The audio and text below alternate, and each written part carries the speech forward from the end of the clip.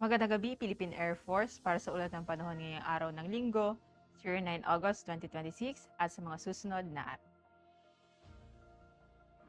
Para sa ating synoptic situation, southwest monsoon o habagat ang siyang umiiral na weather system sa ating bansa na magdudulot ng katamtaman hanggang sa malalakas na bugso ng ulan, particular na dito nga sa may Luzon at western section ng Visayas. Samantalang ito nga minomonitor natin sama ng panahon sa labas ng ating Philippine Area of Responsibility ay nag-intensify pa nga into a tropical storm category. At kanina nga alas 3 ng hapon, ito'y huling namataan sa layong 2,200 km east of extreme northern Luzon. Ito'y may lakas ng hangin na umabot sa 65 km per hour at may pagbugso na umabot sa 80 km per hour. Ito ay kumikilos east-southeastward sa bilis na 25 km per hour. Base nga sa forecast nito ay di naman ito inaasang papasok sa loob ng ating Philippine Area of Responsibility. Para sa ating general area forecast, dahil nga sa habagat, ay makakaranas pa rin ng monsoon rains ang Lawag at Baguio. Samantalang occasional rains naman ang mararanasan dito nga sa May Angeles, Metro Manila at Lipa. At samantalang sa natitirang bahagi ng Luzon ay makakaranas naman ng maulap na kalangitan na may mga kaliklat na pag-ulan, pagkidlat at pag-ulok. Gayun rin ang mararanasan dito nga sa may Iloilo.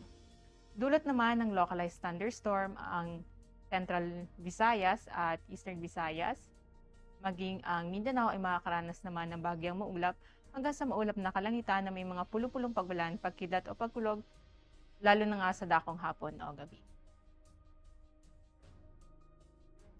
Para sa pagtatayan ng panahon sa mga susunod na araw, mula nga Martes hanggang Huwebes, ang Metro Manila at Cavite ay makakaranas ng maulap na kalangitan na may mga kalat-kalat na pag-ulan, pagkidlat at pagkulog. Samantalang ang Lipa at Angeles sa araw ng Martes, ito'y makakaranas nga ng occasional rains. At sa susunod na 2 araw, ito'y makakaranas ng maulap na kalangitan na may mga kalat-kalat na pag-ulan, pagkidlat at pagkulog. Sa Puerto Princesa at Calayan Island, sa araw ng Martes, ito'y makakaranas ng maulap na kalangitan na may mga kalat-kalat na pag-ulan, pagkidlat at pagkulog. At sa susunod na 2 araw, ito'y makakaranas na ng bagyang maulap hanggang sa maulap na kalangitan na may mga pulong-pulong pag-ulan, pagkidlat o pagkulog.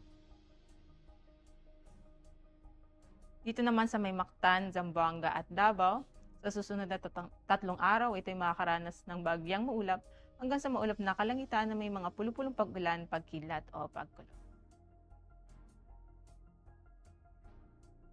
Ang haring araw ay lulubog mamayang 6:22 p.m. at inaasang sisikat bukas sa ganap na 05:41 ng umaga. Para sa ating moon illumination, meron tayong 15% decreasing.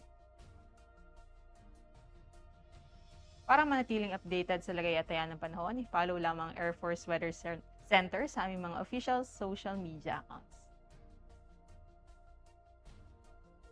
At yun lamang latest update natin sa weather sa ngalan ng aming commanding officer na si Colonel Hermelino T. Calubiran Jr., PAP GSC. Ako si Sergeant Rosemary de los Reyes, Philippine Air Force, weather broadcaster ng Air Force Weather Center. Muli, magandang gabi, Philippine Air Force.